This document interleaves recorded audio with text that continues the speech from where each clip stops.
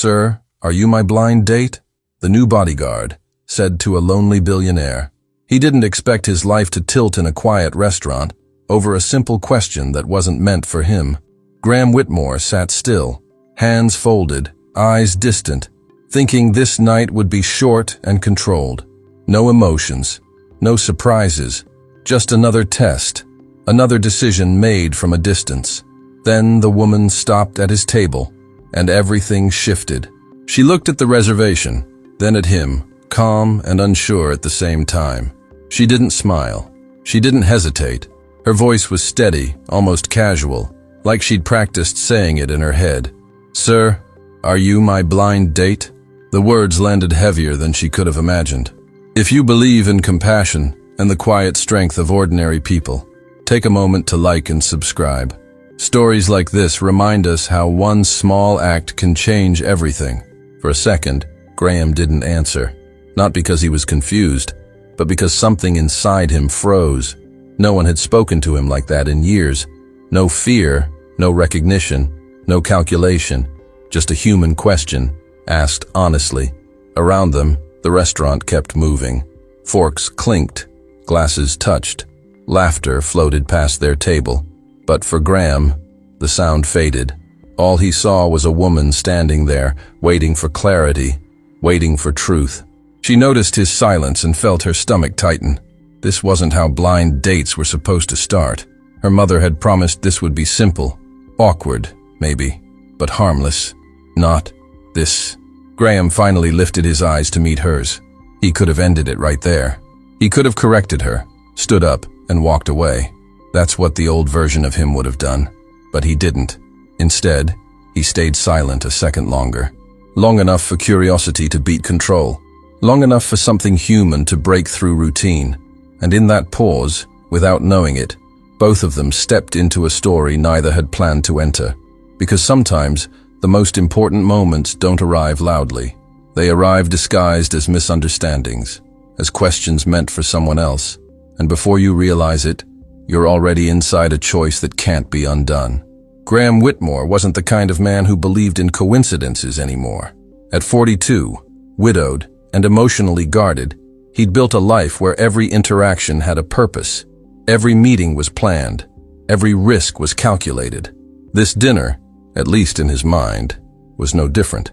He believed it was part of a discreet evaluation set up by a close friend, another billionaire who understood how fragile trust could be when your life was always under watch.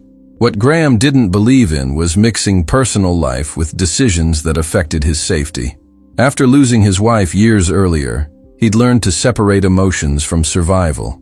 He trusted systems, contracts, and people who came recommended through layers of verification. That night was supposed to be simple. Observe, assess, decide. Nothing about it was meant to feel human, and definitely nothing was meant to feel personal. Claire Morgan walked into that restaurant carrying a completely different story in her chest. At 32, her life had been shaped by discipline, training, and long days where feelings came second. Her mother had insisted she needed a life beyond work, beyond routines built around protection and control. The blind date had been framed as harmless. Just dinner, just conversation, just a chance to try being normal for once. But Claire never did anything halfway. She'd been told clearly that after the date, she'd need to move fast. There was a professional test scheduled later that night, an important client, an event, a real-world evaluation. That's why she wore a black suit, white shirt, black tie, and kept her hair pulled back tight. She wasn't dressed for romance. She was dressed for responsibility, even if she didn't fully understand how the two worlds were about to collide. What Claire didn't know was that her mother was the half-sister of the very man who'd recommended her for this path, the same friend Graham trusted, the same man who had quietly paid for her training, her tests, and every door that had opened for her. To Claire, it was family support mixed with opportunity. To Graham, it was a trusted recommendation. Neither of them knew they were standing at opposite ends of the same decision. When Graham looked at her standing there, dressed like a professional and speaking like someone expecting honesty, something unsettled him. This wasn't how evaluations usually began. There was no formal introduction, no prepared questions. Just a woman who believed she was on a date, and a man realizing the plan hadn't gone the way it was drawn. For the first time in years, Graham wasn't in control of the narrative. Claire felt it too. His silence wasn't rude, but it was heavy. She wondered if she'd misread everything. Maybe her mother had pushed too hard. Maybe this was a mistake. Still, she stayed. Years of training had taught her one thing clearly. When things don't go as planned, you don't run, you assess, you breathe, you stay present. Around them, the restaurant carried on like nothing extraordinary was happening. People laughed. Servers moved between tables. Soft music filled the air. But between Graham and Claire, an invisible tension settled in. Two lives built on control were brushing against something unpredictable. Neither of them knew yet that this misunderstanding wasn't an error. It was the beginning of a choice that would quietly reshape both of them. Because while Graham believed this night was a test of trust, and Claire believed it was a test of normalcy, the truth sat somewhere in between. And neither of them realized yet that staying at that table would ask more from them than any contract ever could.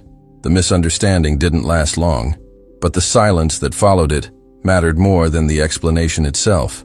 Claire spoke first, calmly clarifying that she believed this dinner had been arranged as a blind date by her mother.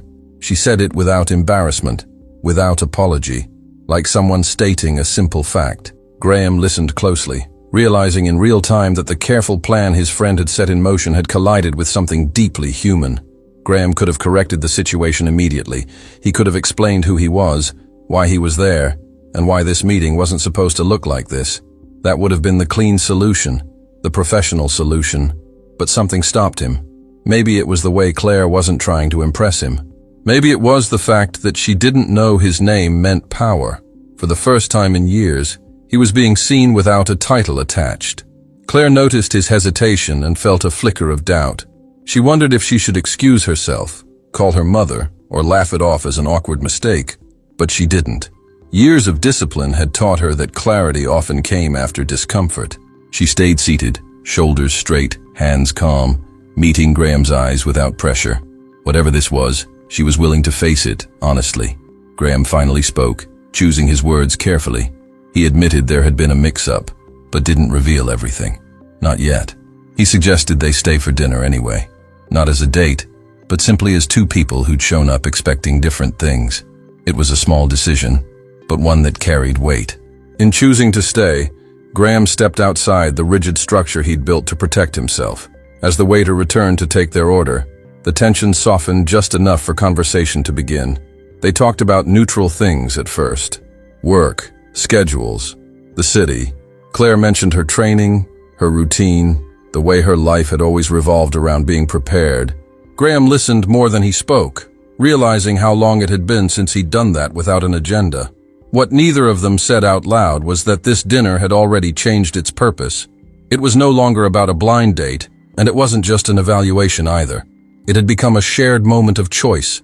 Stay or leave, open up or retreat.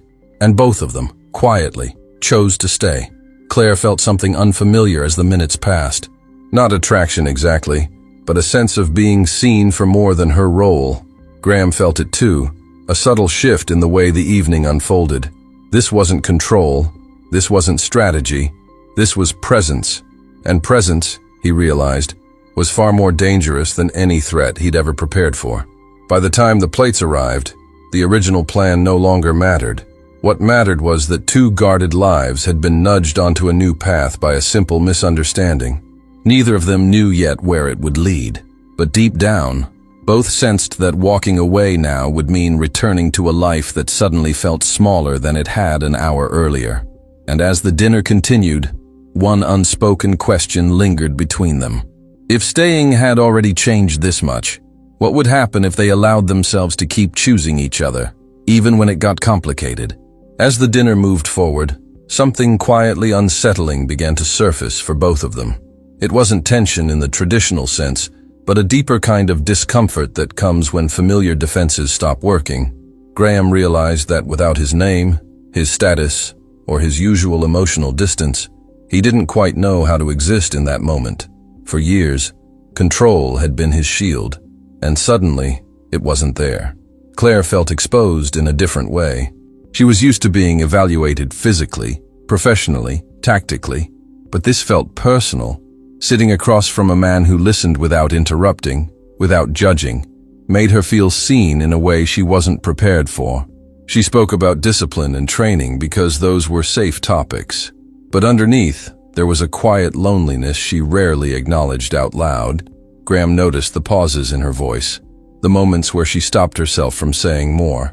He recognized that restraint because it mirrored his own. Loss had taught him how to close doors gently but firmly. After his wife's death, he'd learned that staying emotionally distant felt safer than risking another kind of pain he wasn't sure he could survive again. The deeper the conversation went, the more both of them sensed how alone they truly were, despite living very different lives. Claire had family, but no one she leaned on emotionally. Graham had resources, influence, and power, but no one who truly knew him anymore. The table between them started to feel less like a place for dinner and more like a space where two guarded lives were momentarily laid bare. Claire admitted, almost casually, that she didn't remember the last time she'd gone out just to enjoy someone's company. Her life had always been about readiness, about anticipating danger, about being useful. Graham responded with a quiet nod, realizing he couldn't remember the last time someone sat with him without wanting something attached to his name or his money. There was a heaviness in that realization, a shared understanding that neither of them had planned to confront that night. Vulnerability had crept in without permission. Neither of them was asking for help, but both were standing in the same emotional space where help might someday be possible. It was uncomfortable, raw, and strangely grounding at the same time. As dessert menus were offered, Claire glanced at the time, remembering the professional test waiting after dinner. Graham noticed the shift in her focus, the way responsibility pulled her back toward structure. Part of him felt relief at the thought of returning to something familiar. Another part, one he hadn't listened to in years, felt an unexpected disappointment. Neither of them said it out loud, but both felt the same quiet fear. If this moment ended here, it would be easier, but it would also mean retreating back into lives built on distance and self-protection. And as the check arrived, that unspoken question lingered heavily between them. Was walking away really the safer choice anymore? The shift didn't happen all at once. It came quietly, through timing rather than words. When the dinner ended, Claire stood up with the same composed posture she'd arrived with, already transitioning mentally from something personal to something professional. She explained, calmly and without drama, that she had another commitment that night, a test arranged through the agency. Graham listened, his attention sharpening when he realized the evening wasn't actually over. Less than an hour later, Graham saw her again, but this time the context had changed everything. Claire appeared outside the venue where his driver waited, dressed exactly as she had been at dinner, but now her presence made complete sense. The suit wasn't out of place. The posture wasn't social. She was there to work. In that moment, Graham understood that the mix-up hadn't been random. It had simply been poorly explained. As they drove toward the event, Claire clarified what she could without oversharing. The test had been scheduled weeks earlier. One night, one event. Observe how she handled real environments, not staged drills. Graham connected the dots slowly, realizing that the recommendation had come from his closest friend, the same man who'd insisted Claire was ready, the man he trusted with decisions that mattered. What surprised Graham most wasn't the professionalism Claire showed, but how seamlessly she shifted between roles without losing herself. She wasn't colder now. She wasn't distant. She was simply focused. And in that focus, Graham saw something rare. Someone who didn't perform confidence, but lived it quietly, without asking for validation or recognition. During the event, Claire moved through the space with calm precision. She didn't draw attention.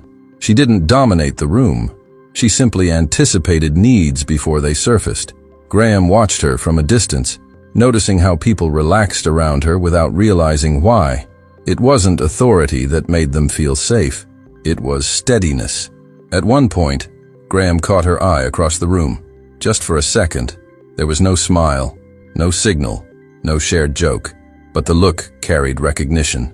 Not of status, not of power, of something human, of two people who had met once under false assumptions and were now seeing each other clearly for the first time. Later that night, as the event wound down without incident, Graham felt an unfamiliar sense of relief, not because he'd been protected physically, but because the presence beside him felt grounding.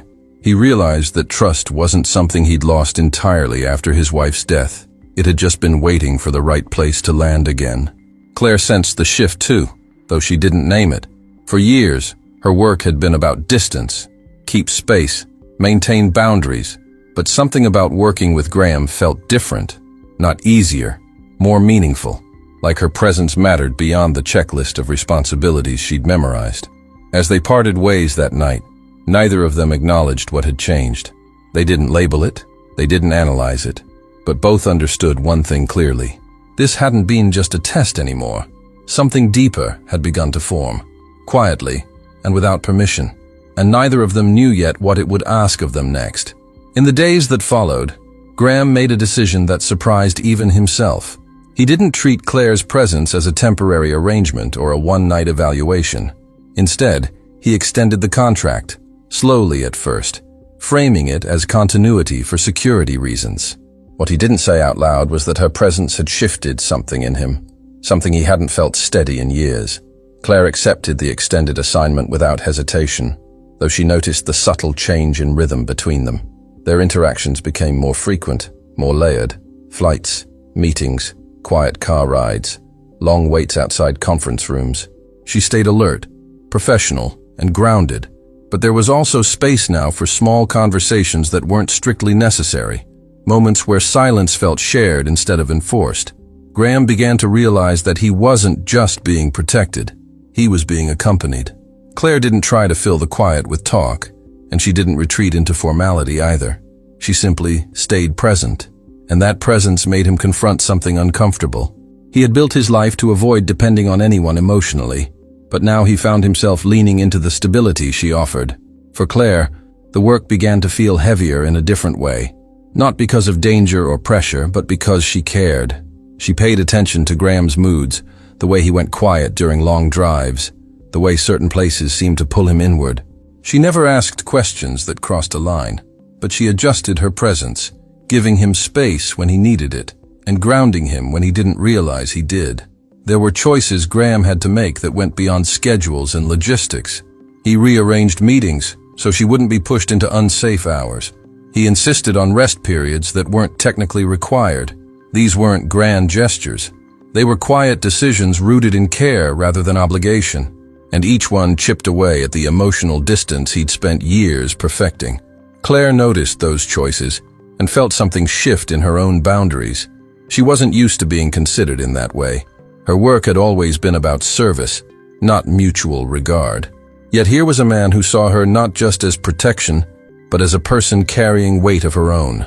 That recognition settled deeply, awakening a sense of worth she hadn't allowed herself to feel. They didn't talk about emotions directly. Instead, connection grew through actions, through shared routines, through trust built slowly, brick by brick. Graham found himself opening up in small ways, mentioning his wife, not as a wound, but as a memory that still lived with him. Claire listened without pity, without urgency, letting the truth exist without trying to fix it. As days turned into weeks, Graham began to notice something subtle but undeniable. His life no longer felt like a series of tasks to survive. There was rhythm again, not excitement, not chaos, but rhythm. Claire's presence created structure without stiffness, and that balance affected him more than he expected. He started scheduling his days with a different kind of care, leaving space instead of filling every minute with obligation. Claire noticed those changes immediately. She saw how Graham began asking questions that weren't strictly necessary. Not invasive, not emotional, just human. He asked if she'd eaten, if the drive had been too long, if the schedule felt unreasonable. These were small things, but to Claire, they mattered. Her work had always been about protecting others, rarely about being protected herself, even in the simplest ways. There were moments when Graham struggled internally. He caught himself wanting to share more, then pulling back, unsure if he was crossing a line he wasn't ready to acknowledge. Grief had taught him to hesitate before opening doors. But kindness, real kindness, had a way of staying patient. Claire never pushed. She never asked for explanations. She simply stayed consistent, allowing trust to deepen naturally. One evening, After a long flight, Graham looked visibly drained. Claire suggested a slower exit, nothing dramatic, just choosing calm over efficiency. He agreed without argument, surprising himself. That choice stayed with him. It was the first time in years he'd chosen his well-being over optics, and it felt right, not indulgent, responsible. For Claire, this assignment began reshaping her sense of purpose. She realized she wasn't just reacting to risk anymore. She was actively creating safety, not through force, but through attentiveness. That kind of protection felt deeper, more aligned with who she was becoming. It wasn't about guarding a body. It was about holding space for someone learning to breathe again. Graham started to recognize that his fight wasn't against danger, the press, or uncertainty. His real fight was against the instinct to withdraw when things felt meaningful. Every day he chose to keep Claire close, professionally and personally. He was choosing courage over habit. That realization didn't scare him as much as it used to. It grounded him. And somewhere in that routine of airports, meetings, and quiet conversations, both of them understood something important. This wasn't about romance yet. It was about showing up, about choosing generosity in small moments, about fighting, not against each other or the world, but for the possibility that life could still expand instead of contract. By the time weeks had passed, it was clear that this wasn't about safety protocols anymore. Graham wasn't fighting a threat. He was fighting for something fragile and unfamiliar, the chance to let someone stand beside him without armor. And as that realization settled in, a new question quietly emerged. How much was he willing to risk to keep that feeling alive? The moment that changed everything didn't arrive with sirens or chaos.